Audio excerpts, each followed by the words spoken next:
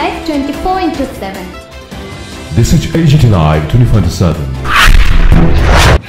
যদিও আজকে আমরা এখানে এটা পূর্ব নির্ধারিত সম্পন্ন করতে হবে। গত 22 তারিখের পেহেলগামের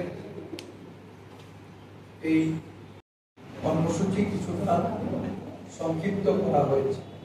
24 তারিখে ছিল প্রতিটা রাজ্যে সারা দেশব্যাপী সংবিধান বাঁচাও অভিযান।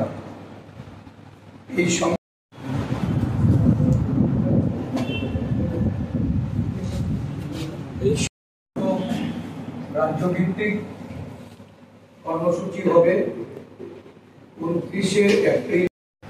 আক্রমণে যারা আহত হয়ে চিকিৎসাধীন অবস্থায় আছে, এটা আবারও প্রমাণ করল যে ভারত সরকার দেশের সাধারণ নাগরিকদের সম্পর্কে এবং কাশ্মীর প্রসঙ্গে তারা যে কথাগুলি বলেছেন, যে 370 ধারা তুলে দিয়ে সেখানে আতঙ্কবাদ নিরসন করা হবে, এটাকে জিরো পর্যায়ে নামিয়ে নিয়ে আসা হবে।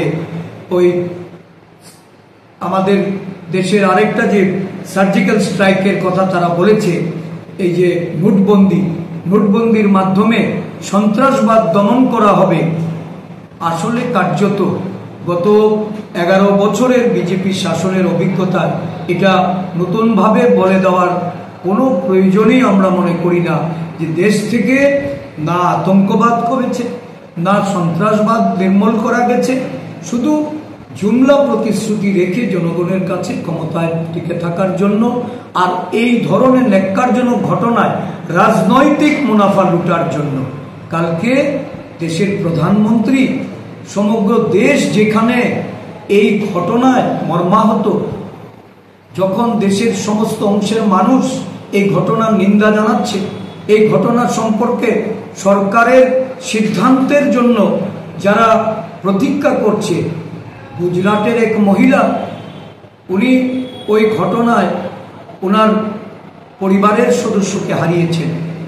উনি গুজরাট সরকার, দেশের স্বরাষ্ট্রমন্ত্রী, যিনি গুজরাট থেকে স্বরাষ্ট্রমন্ত্রী হিসাবে ক্যাবিনেটে আছেন, উনি চিৎকার করে বলার চেষ্টা করেছেন যে নিরাপত্তার ছিটে ফুটাও ছিল না। শুধু তাই নয়, তারা এই ঘটনা ঘটার পর 1.5 ঘন্টা ব্যাপী সেখানে কোনো নিরাপত্তা কর্মী যায়নি। এটা কিসের সরকার চলছে? কিসের দেশ শাসনের জন্য তারা জনগণের কাছে ভোট চাইতে যাইছে? নরেন্দ্র মোদীজি আরব থেকে ফিরে উনি বিহারে গেছেন নির্বাচনী প্রচারে অংশগ্রহণ করতে। সর্বদলীয় মিটিংয়ের গুরুত্ব ওনার কাছে নেই।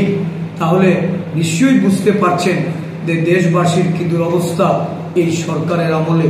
আমরা কংগ্রেস দল এর নিন্দা জানাচ্ছি এবং যে কোনো সন্ত্রাসী কার্যকলাপের বিরুদ্ধে আমরা সরকারের পাশে থেকে সরকারকে সহযোগিতা করব। এখন সময় হলো অ্যাকশনের, রিঅ্যাকশন নয়।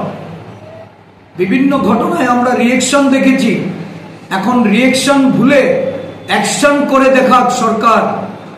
যারা বলেছিল যে 56 ইঞ্চি বুক, আমরা পাকিস্তানকে, চীনকে ছেড়ে কথা বলবো না, আজকে চীন আমাদের আগ্রাসন করে আমাদের ভূখণ্ড দখল করে নিচ্ছে, পাকিস্তান এই ভারত ভূখণ্ডে ঢুকে আতঙ্কবাদী কর্মসূচি করলেও আমরা কিন্তু 56 ইঞ্চির কোনো রিঅ্যাকশন পাচ্ছি না।